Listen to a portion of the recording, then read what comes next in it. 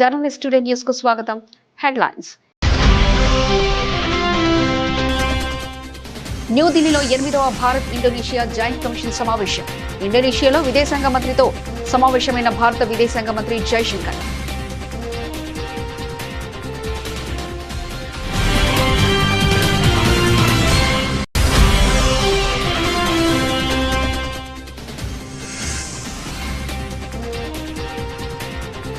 స్థానికులందరికీ అవకాశం కల్పిస్తాం.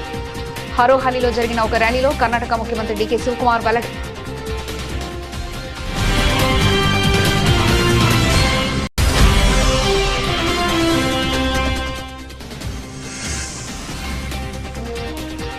అవినీతిపై సీఎం విజయ్ ఉక్కుపాదం. టస్మాక్ అక్రమ వసూళ్లకు తొలి కేబినెట్ మీటింగ్లోనే చెక్.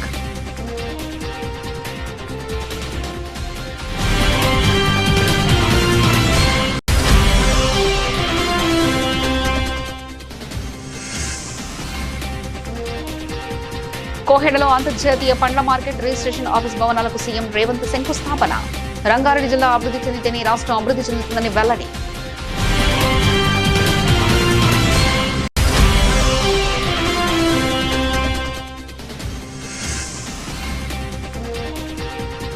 మరోసారి పోలీసు అధికారులపై రెచ్చిపోయిన టీడీపీ నేత జేసీ ప్రభాకర్ రెడ్డి. ఎస్ఐసీఏలకు జేసీ ప్రభాకర్ రెడ్డి వార్నింగ్లు.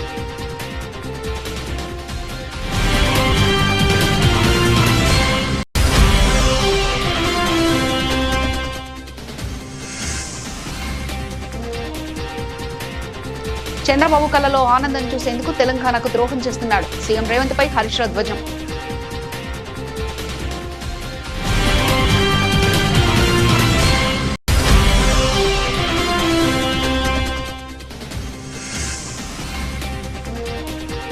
అమరావతి పేరుతో వేల కోట్ల దోపిడీ జరుగుతుంది. ప్రభుత్వంపై మాజీ ఎమ్మెల్యే టీజేఆర్ సుధాకర్ బాబు ఫైర్.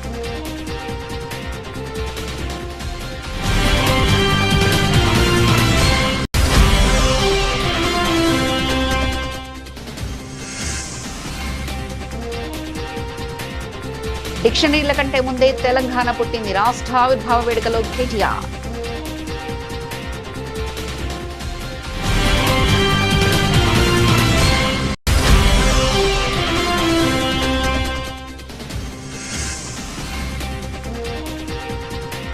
డిఎస్సీ అక్రమాలపై సిబిఐ ఎంక్వైరీ ఎందుకు భయపడుతున్నారు?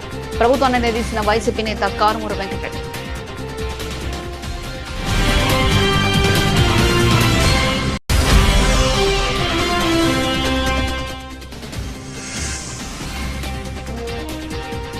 సీఎం రేవంత్ వి దేశద్రోహ వ్యాఖ్యలు. బీజేపీ రాష్ట్ర అధ్యక్షుడు రామచంద్రరావు విమర్శలు.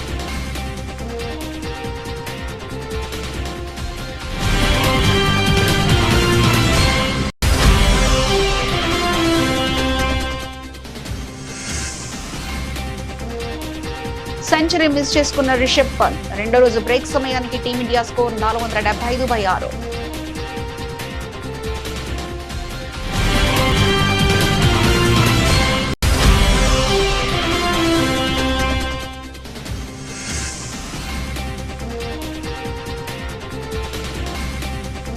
పసిడి ప్రియులకు కొంత ఊరట. వరుసగా 3వ రోజు తగ్గుదల.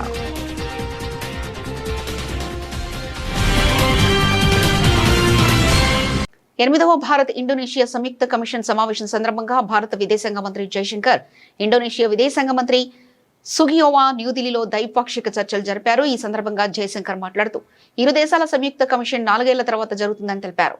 ఈ 4 ఏళ్లలో ద్వైపాక్షిక సంబంధాలలో మంచి పురోగతి సాధించమని గుర్తించడం ముఖ్యమని తాను భావిస్తున్నానని అన్నారు. Excellency, it's a great pleasure to welcome you and your delegation to New Delhi for the 8th India-Indonesia Joint Commission meeting.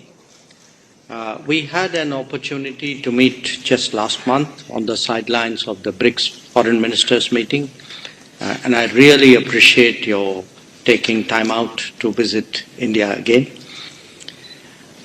Our Joint Commission is happening after 4 years. And I think it's important to recognize that in those 4 years, actually we made good progress in our bilateral relations. We celebrated the 75 years of establishment of our bilateral ties in 2025. We had the honor to welcome President Prabowo on his state visit and as chief guest for India's 76th Republic Day last year. Karnataka ముఖ్యమంత్రిగా బాధ్యతలు స్వీకరించిన తర్వాత తొలిసారిగా CM హోదాలో DK Shivakumar తన సొంత నియోజకవర్గంలో పర్యటించారు. ఇందులో భాగంగా ర్యాలీ నిర్వహించారు. ఈ సందర్భంగా ప్రజలను ఉద్దేశించి మాట్లాడుతూ మీ ఆశీస్సులు ప్రార్థన వల్లే తాను ముఖ్యమంత్రి అయ్యానని అన్నారు. అనంతరం అభివాదం చేస్తూ హారోహల్లి ప్రజలకు ధన్యవాదాలు తెలిపారు.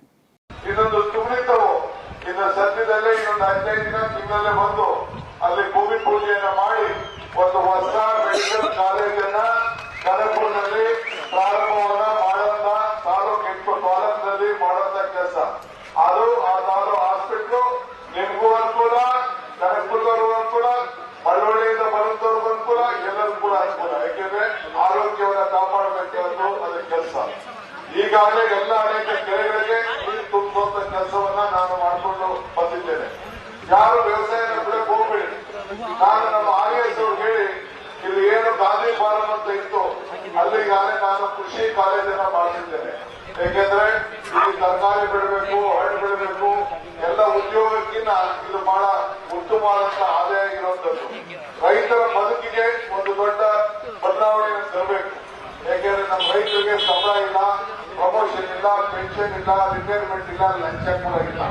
ಅದಕ್ಕೆ ಆ ರೈತರಿಗೆ ಬದಲಾವಣೆ ಮಾಡಬೇಕು. ತಿರುಗೋ ಬೆಳಕು ಇದು ದೊಡ್ಡ ಶಕ್ತಿ ನಮ್ಮ ತಾಲೂಕು. ಇಲ್ಲಿ ರೇಷ್ಮೆ ಬೆಳೆದಿದ್ದೀರಿ, ಹಾಲನ್ನ ಉತ್ಪಾದನೆ ಮಾಡ್ತಾ ಇದ್ದೀರಿ.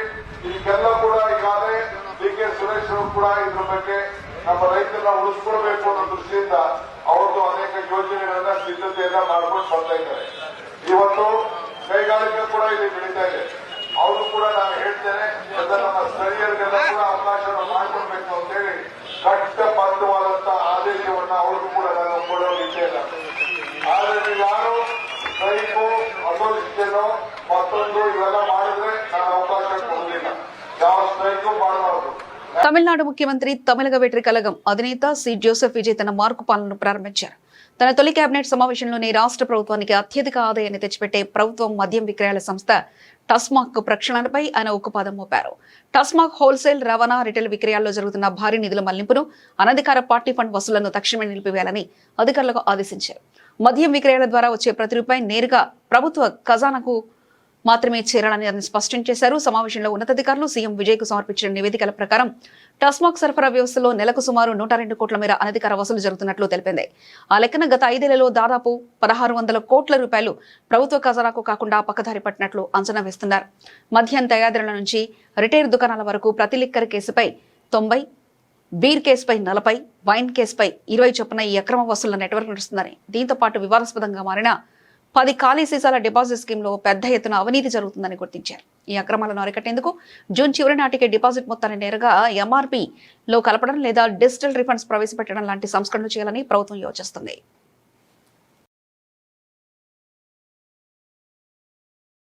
వడ్లొకటే కాదు, కొత్తిమీర, పాలకూర, కూరగాయలు, పండ్లు పండించండి, కొనుగోలు చేస్తా, దండగా అనుకున్న వ్యవసాయాన్ని పండగ చేస్తా, రైతును రాజు చేస్తా అని సీఎం రేవంత్ రెడ్డి పిలుపునిచ్చారు.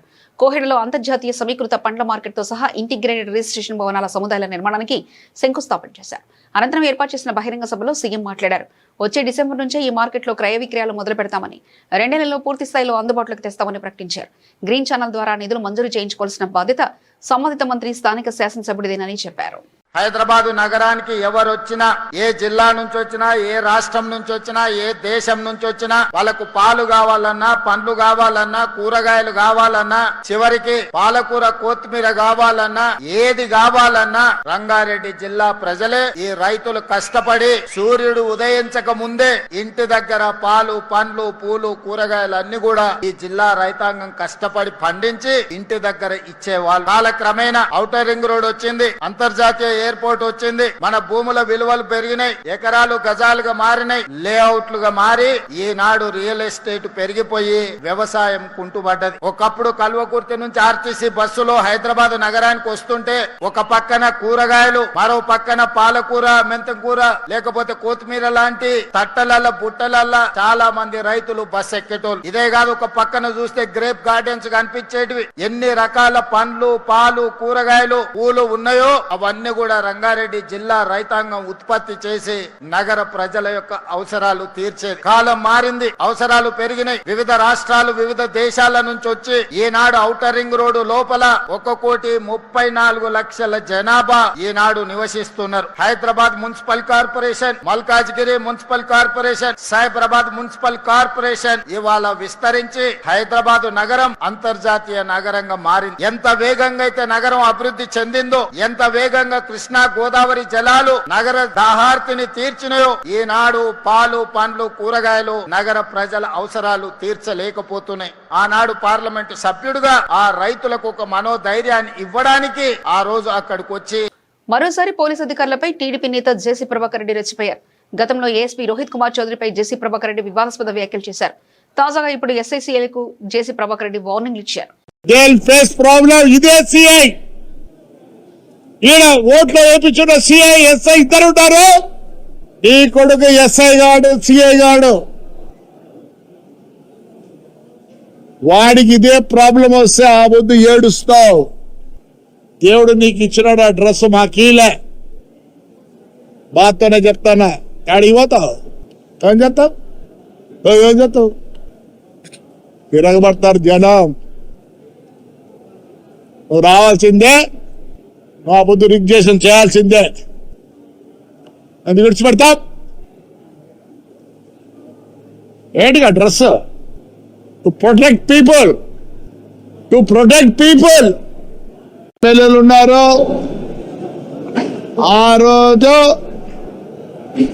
మమ్మల్ని పోటీ చేయనీయలేదు. మేము రిక్వెస్ట్ చేస్తాను ఈ పెద్ద నాయకులకి అందరికీ, మంచి పోస్టులు ఉన్నాయి, వాళ్ళకు ధైర్యం ఉంది. 2 మినిస్టర్లు ఉన్నారు, ఎమ్మెల్యేలు దండిగా మంది ఉన్నారు. ఏమే ఆ రోజు మీకు తెలుసు మన తెలుగుదేశం కార్యకర్తలు ఎంత అవసరపడినది. డెమోక్రసీ లేదు ఆవద్దు.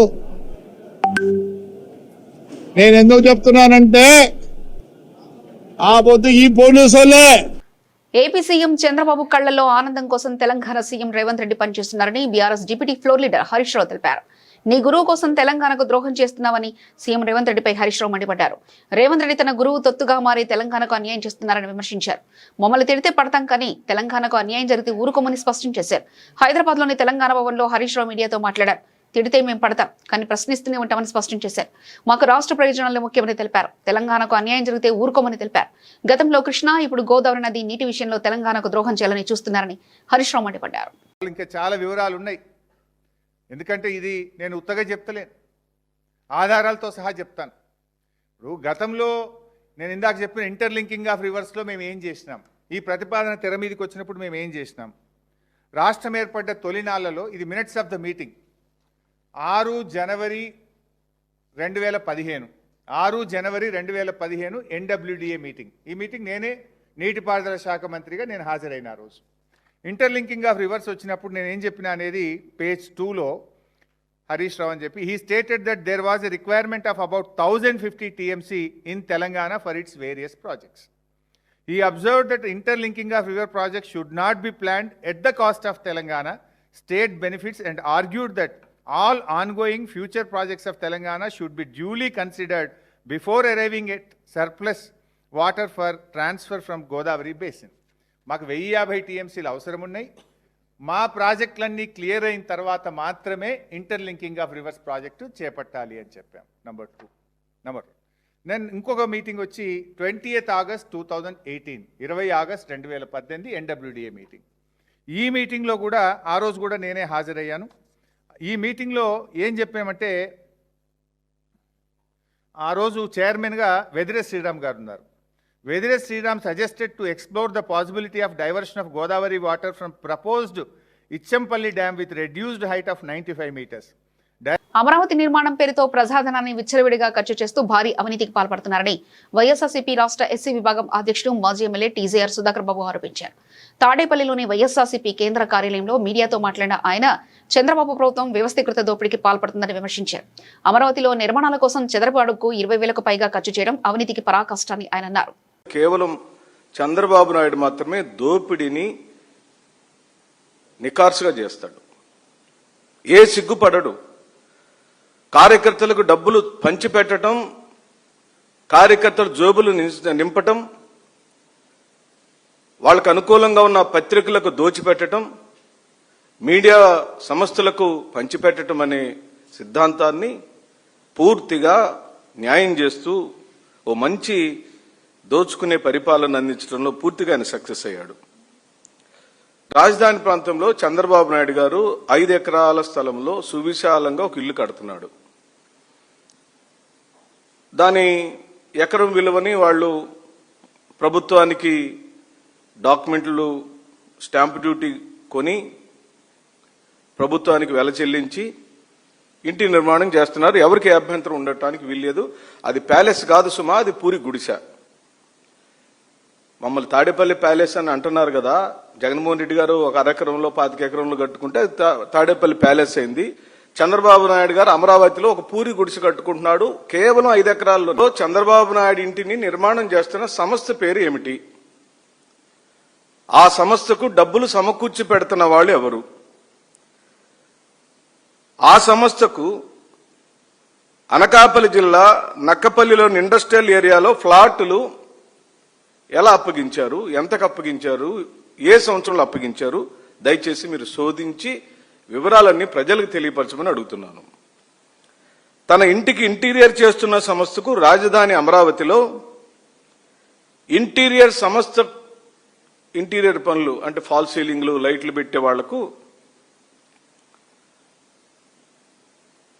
ఆ కాంట్రాక్ట్ పనులను ఎవరికి ఇచ్చారు? పూలను బతుకమ్మ దేవత రూపంలో పూజించే తెలంగాణ సంస్కృతి ప్రపంచానికే ఆదర్శమని బీఆర్ఎస్ వర్కింగ్ ప్రెసిడెంట్ కేటీఆర్ కొనియాడారు. తెలంగాణ అనే పదం డిక్షనరీలో లేదని, కొందరు చరిత్ర తెలియని అధ్యయనాలు మాట్లాడుతున్నారని, అసలు డిక్షనరీలు పుట్టక ముందే 1000 ఏళ్ల కిందటనే పుట్టింది మన తెలంగాణ అని స్పష్టం చేశారు. ఎందరో అమరుల త్యాగాలు, కేసీఆర్ అసమాన పోరాటంతో విముక్తి పొందిన తెలంగాణ బీఆర్ఎస్ పాలనలో దేశానికి దిక్సూచిగా నిలిచిందని గుర్తు చేశారు. మలేషియా రాజధాని కోలాలంపూర్లో Malaysia Telangana association, BRS NRI Malaysia శాఖ ఆధ్వర్యంలో నిర్వహించిన 12వ తెలంగాణ ఆవిర్భావ ఉత్సవాలను ఆయన ముఖ్య అతిథిగా హాజరయ్యారు. ఈ సందర్భంగా తెలంగాణ చారిత్రక వైభవం, ఉద్యమ ఘట్టాలతో పాటు 10 ఏళ్ల కేసీఆర్ పాలనలో సాధించిన అభివృద్ధిని ఆయన వివరించారు. చంద్రుడే సూర్యుడై తెలంగాణను పొడిపించాడు అనే మాట నేను ప్రత్యేకంగా చెప్పాల్సిన అవసరం లేదనుకుంటా. ఆ చంద్రశేఖరుడు భూగోళం తలకిందులైన తెలంగాణ రాదన్న వాళ్ళు కొంతమంది, వారికి నేను గుర్తు చేస్తా ఉన్నా. భూగోళం తలకిందులేవి కాలేదు కానీ దేశ రాజకీయ వ్యవస్థను తలకిందులు చేసి భూగోళం పైన తెలంగాణ పటాన్ని గీసి కొత్త చరిత్ర లిఖించిన నాయకుడు ఆ చంద్రశేఖరుడు. ఒక సినిమా దర్శకుడు త్రివిక్రమ్ శ్రీనివాస్ గారు అని ఉంటారు. ఆయన ఒక మాట అన్నారు, చరిత్ర సృష్టించిన వాళ్ళు చాలా మంది ఉంటారు, కానీ కేసీఆర్ గారు చరిత్రతో పాటు తెలంగాణ అనే జాగ్రఫీని కూడా సృష్టించిన నాయకుడు అనే మాట వారు చెప్పడం జరిగింది. మరి అసంభవం అనుకున్న తెలంగాణ ఎట్లా సంభవం అయింది? ఎట్లా అయింది అంటే, సంభవామి యుగే యుగే అని ఒకడు పుడితే అసంభవాలు కూడా సంభవం అవుతాయి. అసాధ్యం ఎట్లా సుసాధ్యమైంది అని తన సాధ్యుడు అడుగు వేస్తే అసాధ్యాలు కూడా సుసాధ్యాలు అవుతాయి. జూన్ 2వ తేదీ ఒక చారిత్రాత్మక ఘట్టం. ఈ ఘట్టం వెనుక చరిత్రనే మార్చిన 2 తారీఖులు ఉన్నాయి. ఒకటి ఏప్రిల్ 27, 2001 గులాబీ జెండా ఎగిరిన రోజు, జలదృశ్యంలో టిఆర్ఎస్ అనే పార్టీ పుట్టిన రోజు. అట్లాగే కేసీఆర్ సచ్చుడో తెలంగాణ వచ్చుడో అని తెగించి పదవులు కాదు ప్రాణాన్ని ఫలంగా పెట్టి ఆనాడు ఆమరణ దీక్ష కేసీఆర్ గారు సిద్ధపడ్డ 29 నవంబర్ 2009 మరొక రోజు. మరి చిమ్మ చీకట్లో ఒక్కడే బయలుదేరిన నాడు నమ్మినవాడు లేడు. స్వతంత్ర భారతదేశ చరిత్రలో ఈ 79 ఏళ్లలో తెలంగాణ రాష్ట్రం లాగా అతి స్వల్ప కాలంలో అమోఘమైన అభివృద్ధిని సాధించిన రాష్ట్రం మరొకటి లేదు. ఇది అక్షర సత్యం. మీకు ఎప్పుడైనా మోటివేషన్ కావాలన్నా, ఇన్స్పిరేషన్ కావాలన్నా, వ్యక్తిత్వం. ఈ రాష్ట్రానికి 2 సంవత్సరాలుగా పట్టినటువంటి నారాసుర గొడ్డల మీదే కదా అంటూ టీడీపీని ఉద్దేశించి వైసీపీ నేత కారుమూరి వెంకటరెడ్డి ధ్వజమెత్తారు. అన్ని వ్యవస్థలకు పట్టినటువంటి గొడ్డలి నారాసుర గొడ్డలే కదా అంటూ విమర్శించారు. వైఎస్ఆర్సీపీ జగన్ గారిపై ఆరోపణలు చేయడానికి సిగ్గులేదా అని దుయ్యబట్టారు. డిఎస్సీ అక్రమాలపై సిబిఐ ఎంక్వైరీకి ఎందుకు భయపడుతున్నారని ప్రశ్నించారు. కేవలం 5 ఏళ్ల పాలనలో 2 ఏళ్ల కోవిడ్ ఉన్న 6 లక్షల పైగా ప్రభుత్వ ఉద్యోగాలు కల్పించిన ఘనత వైఎస్ జగన్ అని వెంకటరెడ్డి గుర్తు చేశారు. చంద్రబాబు నాయుడు గారు ప్రతిరోజు బరి తెగించి ఇష్టం వచ్చినట్టుగా నోటికి ఏది వస్తే అది గొడ్డల పార్టీ అని మాట్లాడుతున్నాను. నేను అడుగుతా ఉన్నా, ఎవరిది గొడ్డల పార్టీ చంద్రబాబు నాయుడు గారు?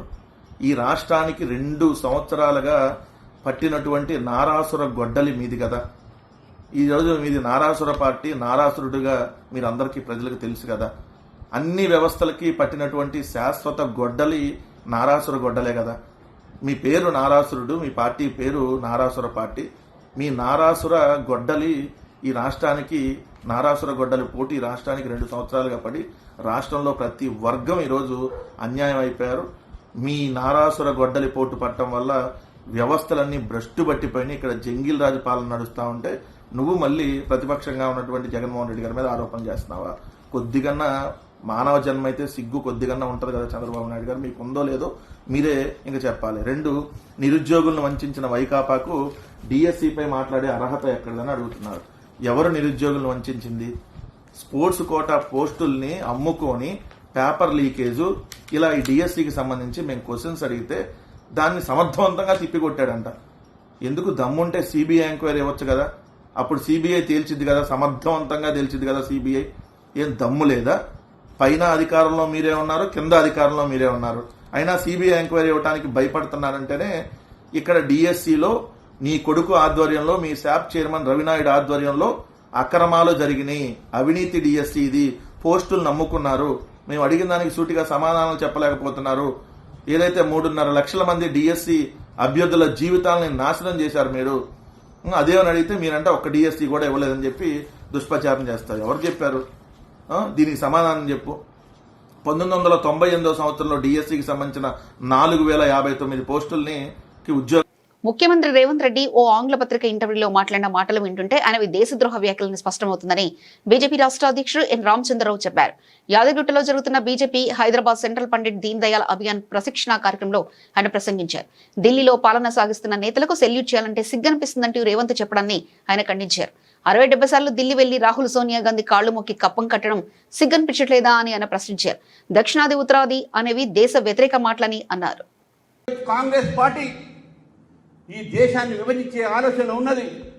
ఎందుకంటే అతను అయ్యేది లేదు, ఇక్కడ వాళ్ళు వచ్చేది లేదు. వచ్చేసరికి తెలంగాణలో కూడా భారతీయ జనతా పార్టీ ప్రభుత్వం వస్తుంది. మీకున్నదే ఇప్పుడు 3 రాష్ట్రాలు. ఆ 3 రాష్ట్రాల్లో కర్ణాటకలో జరిగే ఎన్నికల్లో కూడా బీజేపీ గెలుస్తుంది. ఇప్పటికే దక్షిణాదిగా కర్ణాటకలో ఒకసారి మేము అధికారంలో వచ్చినాం, పాండిచేరిలో అధికారంలో ఉన్నాం, కేరళలో 3 సీట్లు గెలిచి మొట్టమొదటిసారిగా 10% ఓట్లు తీసుకొచ్చింది భారతీయ జనతా పార్టీ. కాబట్టి దేశవ్యాప్తంగా భారతీయ జనతా పార్టీకి ఈరోజు ఆదరణ పెరుగుతూ ఉన్నది. 12 సంవత్సరాలు సుదీర్ఘ కాలంగా ప్రధానమంత్రి ఉన్నటువంటి నరేంద్ర మోదీ గారు ఈరోజు 12 సంవత్సరాలుగా ఉండి ఈ దేశానికి ఎన్నుకోబడ్డ అధిక కాలం పరిపాలించినటువంటి వ్యక్తి ప్రధానమంత్రి నరేంద్ర మోదీ గారు మన దేశానికి. నెహ్రూ గారు ఫస్ట్ టర్మ్లో వారిని నామినేటెడ్, ఇది ఇంట్రీమ్ ప్రైమ్ మినిస్టర్. కానీ ఎలక్టెడ్ ప్రైమ్ మినిస్టర్గా 12 సంవత్సరాలు, ఇంకా 3 సంవత్సరాలు ఉంది. దాని తర్వాత మళ్ళీ వారే ప్రధానమంత్రి అవుతారనుకుంటే నాకు పూర్తి నమ్మకం ఉంది. కాబట్టి ఈ 12 సంవత్సరాల పరిపాలనలో తెలంగాణకు మనం ఇచ్చింది 13 లక్షల కోట్ల రూపాయలు. ఒక్కసారి లెక్క చెప్పమని చెప్పేసి నేను రేవంత్ రెడ్డి గారిని అడుగుతా ఉన్నాను. అదే 12 సంవత్సరాలు అంతకుముందు 10 సంవత్సరాలు మీ మన్మోహన్ సింగ్ గారి యొక్క ప్రభుత్వంలో, యూపీఏ ప్రభుత్వంలో ఈ దేశాన్ని డ్యూటీ చేసింది మీరు కాదా? 2G స్కామ్ కింద, సంబరెన్ స్కామ్ కింద, ఆ స్కామ్ కింద, ఈ స్కామ్ కింద కోట్లాది రూపాయలు దేశ ధనాన్ని మీరు కొట్టుకోబోయారే. కానీ ఈ 12 సంవత్సరాలు నరేంద్ర మోదీ గారు అవినీతి రహితమైన పాలన ఈరోజు దేశానికి ఇచ్చారు. భారత్ ఆఫ్ఘనిస్తాన్ జట్ల మధ్య ఏకైక టెస్ట్ మ్యాచ్ లో తొలి ఇన్నింగ్స్ లో 268/3తో రెండో రోజు ఆటను ప్రారంభించారు టీమిండియా. లంచ్ బ్రేక్ సమయానికి 110 ఓవర్లలో 6 వికెట్లు కోల్పోయి 475 పరుగులు చేసింది. క్రీజులో వాషింగ్టన్ సుందర్ 25 బంతుల్లో 14 నాటౌట్లు 2 ఫ్లోర్లు, మానవ్ సుతార్ 20 బంతుల్లో 9 నాటౌట్ 2 ఫ్లోర్లున్నాయి. తొలి రోజు భారీ ఆధిక్యంతో రెండో రోజు ఆటను ప్రారంభించిన టీమిండియా కాస్త తడబడింది. తొలి సెషన్లోనే వరుస ఓవర్లో రిషబ్ పంత్ 81, ధ్రువ్ జురెల్ 19 పెవిలియన్ చేరారు. శనివారమే సెంచరీ చేసిన శుభమన్ గిల్ 177 బంతుల్లో 126, 15 ఫోర్లు, 1 6 పరుగులు చేసి రెండో రోజు అవుట్ అయ్యాడు. సలీం సాఫీ 4, రెహమాన్ షరీఫీ 1, హష్మతుల్లా సాహిదీ 1 వికెట్ పడగొట్టారు.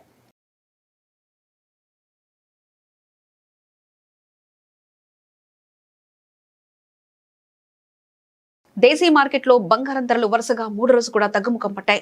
అంతర్జాతీయంగా ప్రతికూల సంకేతాలు తోడవడంతో కాకుండా దేశీయంగా డిమాండ్ మందగించడంతో పసిడి ధరలు దిగి వస్తున్నాయి.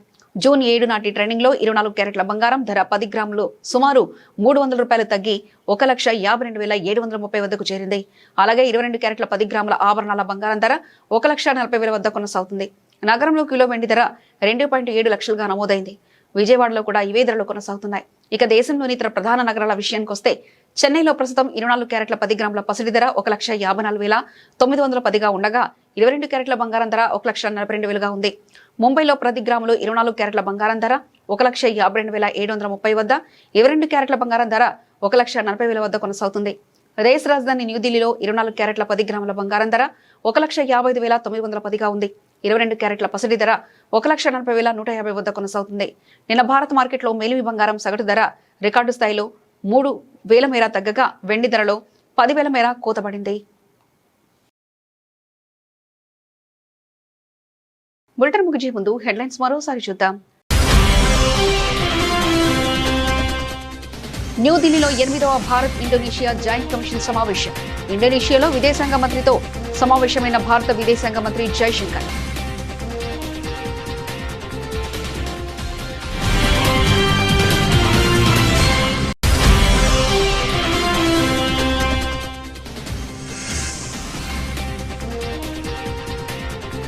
స్థానికులందరికీ అవకాశం కల్పిస్తాం. హరోహాలిలో జరిగిన ఒక ర్యాలీలో కర్ణాటక ముఖ్యమంత్రి డీకే శివకుమార్ వెల్లడి.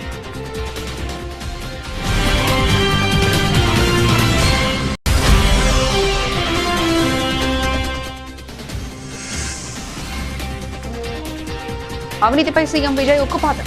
టాస్మాగ్ అక్రమ వసూళ్లకు తొలి కేబినెట్ మీటింగ్లోనే చెక్.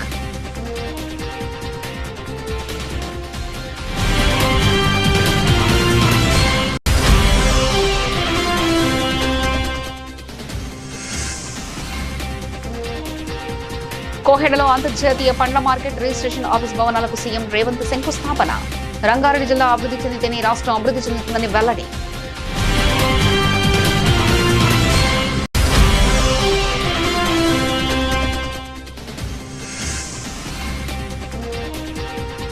మరోసారి పోలీసు అధికారులపై రెచ్చిపోయిన టీడీపీ నేత జేసీ ప్రభాకర్ రెడ్డి.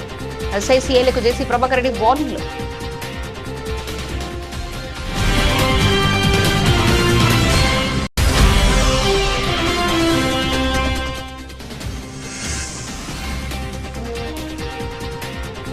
చంద్రబాబు కళలో ఆనందం చూసేందుకు తెలంగాణకు ద్రోహం చేస్తున్నాడు. సీఎం రేవంత్ పై హరీష్ రావు ధ్వజం.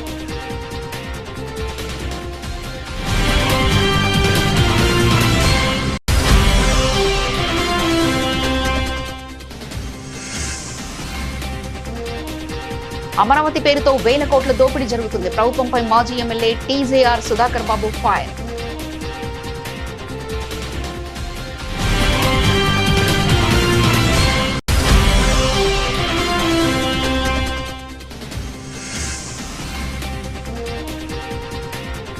డిక్షనరీల కంటే ముందే తెలంగాణ పుట్టింది. రాష్ట్ర ఆవిర్భావ వేడుకలో కేటీఆర్.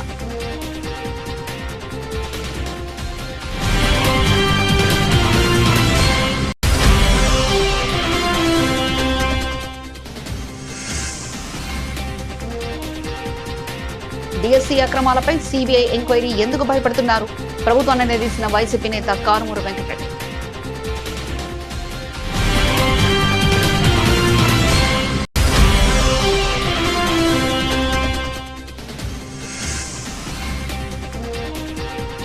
సీఎం రేవంత్ వి దేశద్రోహ వ్యాఖ్యలు. బీజేపీ రాష్ట్ర అధ్యక్షుడు రామచంద్రరావు విమర్శలు.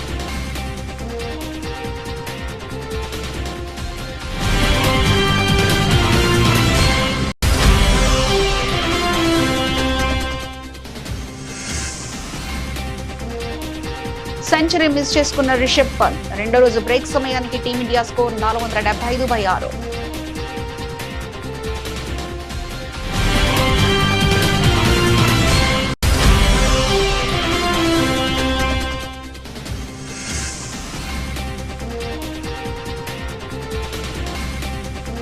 పసిడి ప్రియులకు కొంత ఊరట. వరుసగా 3వ రోజు తగ్గుదల.